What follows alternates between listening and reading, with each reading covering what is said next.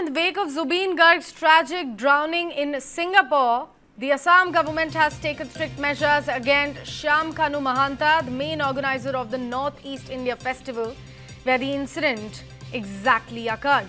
Chief Minister Himanta Biswa Sarma announced that Mahanta is now banned from holding any functions or festivals within Assam. Now, the state government will also withhold all the financial support, sponsorships or advertisements linked to Mahanta, and in fact has requested the central government to do the same. Multiple FIRs now have also been registered against Mahanta and Zubeen Garg's manager Siddharth Sharma, prompting a CID investigation against them. Zubeen Garg, the legendary singer who was only 52 years old, was a beloved cultural icon. He tragically lost his life in Singapore during scuba diving. The possible reason was noted as drowning. He was cremated with full state honours amid an emotional farewell by thousands of his fans gathered at the spot. Assam's Chief Minister Himanta Biswa Sarma also in attendance, and of course the family in Guwahati. This is the recent statement of Assam's Chief Minister Himanta Biswa Sarma with regards to an action being taken as far as the death of Zubeen Garg is concerned.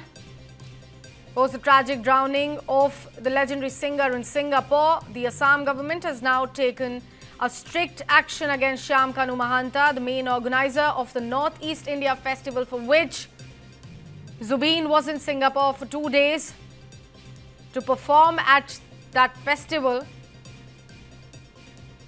right a day before which he unfortunately lost his life.